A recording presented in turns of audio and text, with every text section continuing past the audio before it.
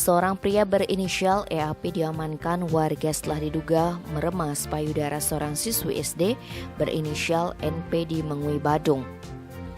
Kasihumas Polres Badung itu Ketut Sudana dalam keterangan pers menjelaskan peristiwa itu terjadi Rabu 28 April sekitar pukul 14. Bermula ketika korban berusia 11 tahun bersama dua teman gadisnya berinisial V dan N berjalan kaki menuju lapangan. Kala itu NP melihat seorang laki-laki duduk di atas sepeda motor.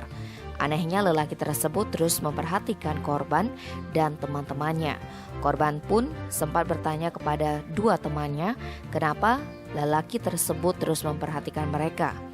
Beberapa saat kemudian laki-laki berusia 45 tahun itu pergi dengan sepeda motornya. NP pun tidak menghiraukan dan terus berjalan menuju lapangan. Tanpa diduga lelaki itu datang dari arah berlawanan menaiki sepeda motor.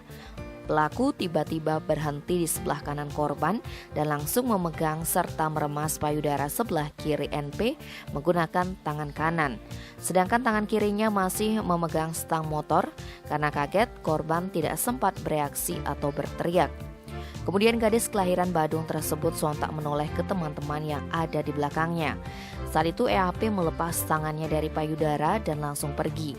Melihat kejadian itu, V dan N mendekati korban dan menanyakan apa yang dilakukan laki-laki tersebut. Kedua saksi mengira pelaku ada hubungan saudara dengan korban. NP pun memberitahu kedua temannya ini bahwa tak mengenal EAP. Karena perasaannya tidak enak, korban mengajak V dan N pulang. Selanjutnya pada Rabu 25 Mei sekitar pukul 14, kedua teman korban mengajak mencari laki-laki tersebut sebab V dan N mengaku sempat melihat pelaku dan mengambil foto lewat ponsel. Mengetahui pelecehan yang dialami sang anak, orang tua NP mencari keberadaan EAP berdasarkan gambar yang diperlihatkan V.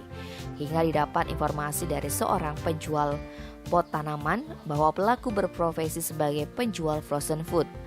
Kejadian ini dilaporkan ke Polres Badung dan pelaku berhasil diamankan.